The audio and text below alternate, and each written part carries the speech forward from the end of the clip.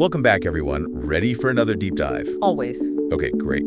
So today we're going deep into altered states of consciousness. Oh, interesting. Yeah, using psychedelics and meditation as our kind of entry points. Sounds fascinating. It is. And we've got some amazing sources to guide us.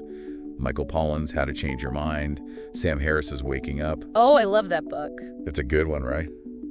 And we're also going to be diving into Chris Killam's The Fellowship of the River. Okay, so ancient wisdom, neuroscience, and personal experiences all kind of woven together. Exactly. I think you're going to find some surprising connections. Let's start with Timothy Leary. You know, before he became the psychedelic advocate, he was a successful businessman, even worked with the OSS, the precursor to the CIA. Really? Yeah. This barefoot boy from Kentucky turned millionaire during World War II. Yacht, Rolls-Royce, private island, the whole 9 yards. Wow, that's quite a contrast. It is. And I think it speaks to how psychedelics often challenge authority. That's true. They kind of disrupt those hierarchies, those neat categories we like to put things in. Right. And blur the lines we often take for granted. Then there's Al Hubbard, who went from, get this, rum running, to working for government agencies like the FDA. Wow, okay. All while deeply immersed in the world of psychedelics and mysticism. You know, it makes you wonder, right? Wait, but the government's interest in all of this. Yeah, exactly. Was it purely for research, or was there something else going on? Right, like a hidden history we're only beginning to uncover. And it's not just about history, it's about how these substances challenge our culture, our way of thinking. Exactly. Pollan talks about this, how psychedelics introduce a kind of wild, ungovernable force to our structured Western world. Almost like shaking things up a bit. Yeah. He even uses the term Dionysian to describe this energy that resists order and control. It's that challenge to the Apollonian impulse, you know? Reason, logic, clear distinctions, all that. Exactly. And, you know, Pollan himself started as a skeptic. He didn't buy into the whole spiritual aspect of it. Until he met that atheist cancer patient who had this profound experience on psilocybin. Yeah, she felt bathed in God's love. Imagine having your entire worldview challenged like that. Especially if you're someone who doesn't believe in anything beyond the material world. It makes you question, doesn't it? It does. And it's not just anecdotes. Science is starting to understand how psychedelics work in the brain. Right. LSD, for instance, binds to that 5-HT2A serotonin receptor even more strongly than serotonin itself. It's incredible. It explains why these experiences are so fundamentally different from our everyday awareness.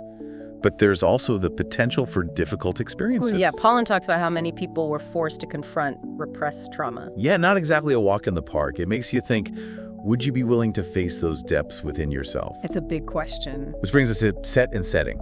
Having the right mental and physical environment is so important. Absolutely. Preparation, a supportive environment, a skilled guide, all of that can make a huge difference. Speaking of different ways to explore consciousness, let's talk about meditation. Oh, yeah. Sam Harris dives into this in Waking Up. Exactly.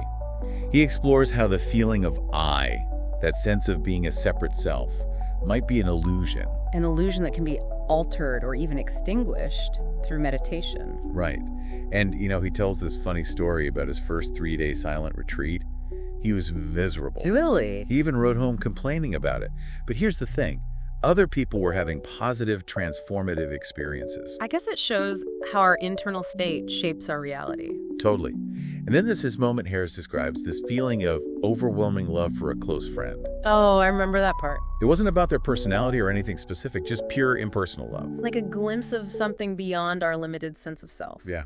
And he realized he'd feel the same way towards a stranger. It's that self-transcendence, that deeper level of awareness. And this connects with the Buddhist concept of dukkha, or unsatisfactoriness. That idea that clinging to things being different than they are, that's a source of suffering. And mindfulness, being present without judgment, can offer a path to greater peace. And it's not just a philosophical idea. There's scientific evidence now for the benefits of meditation. Isn't that cool? Changes in attention, emotion regulation, even pain perception. It's amazing how ancient wisdom and modern science are coming together. It really is.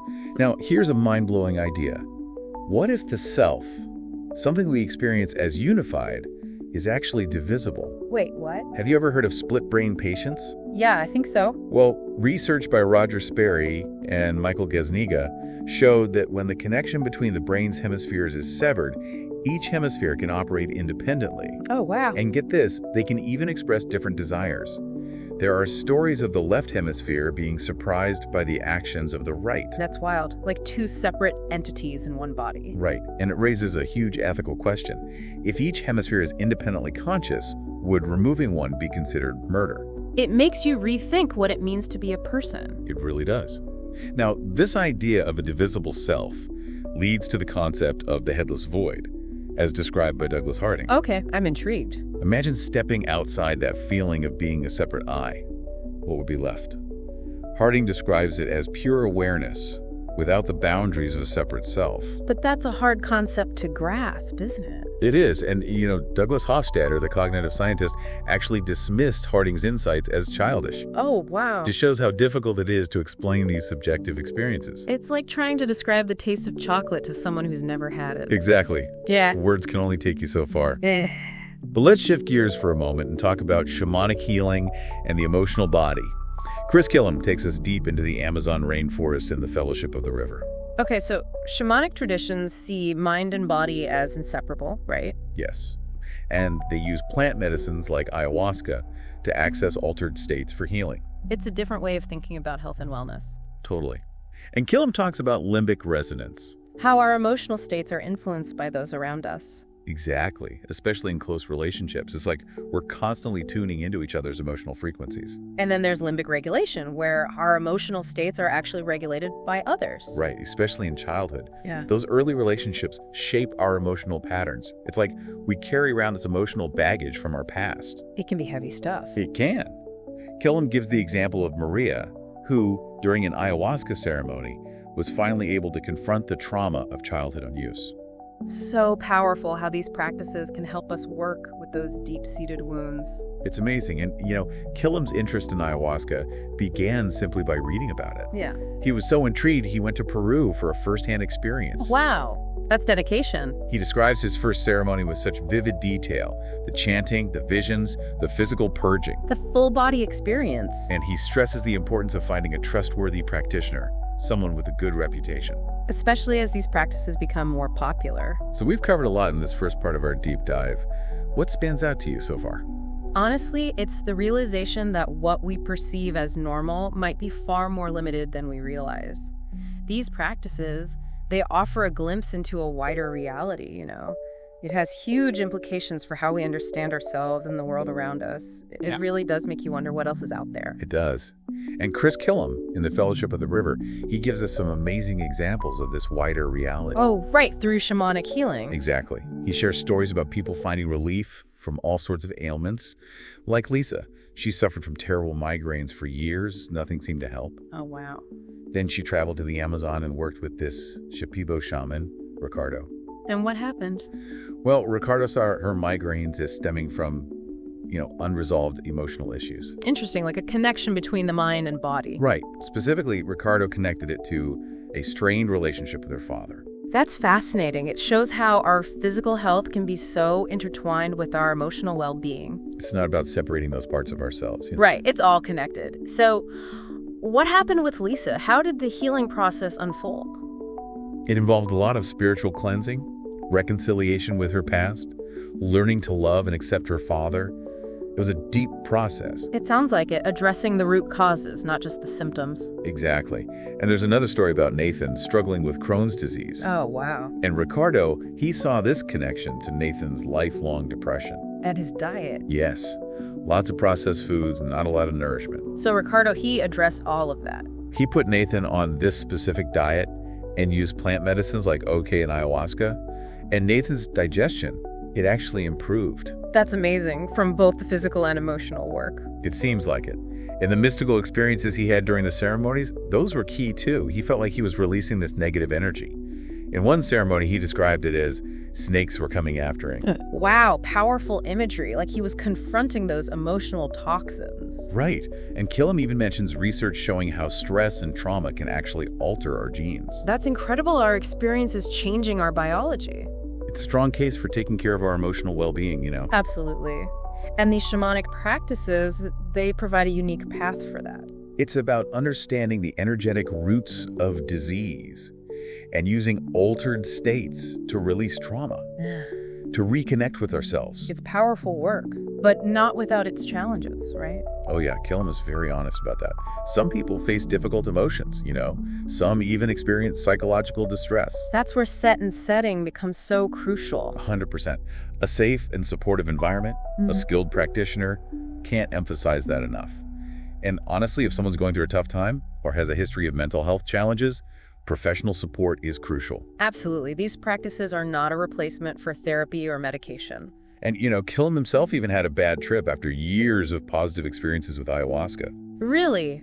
Wow. It's a reminder that these substances can be unpredictable. We need to approach them with respect. And what about integration afterward? That's so important. Processing those experiences, making sense of them, therapy, journaling, talking to trusted friends, finding what works to ground yourself and integrate those insights. Because it's a journey, not a quick fix. Exactly. And while psychedelics offer a glimpse into the nature of consciousness, I think meditation provides a more gradual and sustainable path. Oh, for sure. It's more about cultivating that awareness over time. Yes, like Sam Harris talks about in Waking Up. Recognizing what's common to all experiences, The pleasant and unpleasant. Right. It's about equanimity, that steadiness of mind that helps us navigate life's ups and downs. Even while Killam was deep in the world of shamanic plant medicine, he incorporated meditation. Interesting. Yeah. During his apprenticeship with Ricardo, he started using ayahuma. It's a tree known for its grounding and protective qualities. He incorporated it into his ceremonies and diet. So it's like these different approaches can work together. Exactly. It's about finding what works best for you and being discerning, seeking guidance from trustworthy teachers and practitioners. And honestly, a healthy dose of skepticism is good too. It's not about blindly following anyone. Right. It's about developing your own understanding, finding your own truth, your own path. And ultimately, creating a more meaningful and fulfilling life. Well said. It seems like this journey into altered states is leading us to a deeper understanding of ourselves and the world. So where do we go from here? How do we make sense of it all? It's a lot to take in, isn't it? It is. Psychedelics, meditation, shamanic healing. We've covered a lot of ground. We have. And I think it all points to this idea that our usual way of seeing things, it might be pretty limited. Oh, absolutely. We've been looking through a tiny window this whole time, and now we're starting to see there's a whole universe out there. A whole universe. And, it could be a little overwhelming, all this new information. It can, but also exciting, right? All these questions it raises. Who are we? What's possible? How do we make sense of it all? It's a big shift, that's for sure. To realize that what we thought was normal might just be a tiny sliver of reality. Yeah. It's like we've been walking around with blinders on, and now we're taking them off. And seeing things we never even imagined before. Yeah. And, what's really powerful is how healing that can be. To process trauma, connect with our emotions, find a deeper sense of peace. All of that. It's not just about individual healing either. It's about, transforming our relationships, our communities, maybe even our understanding of the world. I keep thinking about that phrase Paulin used, about psychedelics being an ungovernable Dionysian force. Right. That wild energy that disrupts our rigid thinking, opens us up to something new, something more compassionate, more interconnected. It's a beautiful vision. But how do we actually get there? How do we take these insights from altered states and bring them into our everyday lives? That's the million-dollar question. I think it starts with, being willing to question our assumptions, to be open to new perspectives, to be curious. And remembering that it's a journey, not a destination, right? Exactly. It's not like you reach some fixed state of enlightenment and you're done. It's about constantly expanding our awareness, deepening our understanding, and, being patient with ourselves along the way. Those stories in Killam's book about people healing from chronic illnesses, those really stuck with me. They're powerful, aren't they? They remind us that our physical health is so deeply connected to our emotional and spiritual well-being. They do. And he really emphasized finding a trustworthy practitioner, especially now with all the growing interest in these practices. Yeah, do your research. It's more important than ever to be discerning. Absolutely. This isn't about jumping in blindly. It's about approaching these experiences with respect, an open mind, but also a healthy dose of caution. Exactly. Like Killam's own experiences show, these practices are powerful, but they're not a cure-all. You need to prepare, you need to integrate.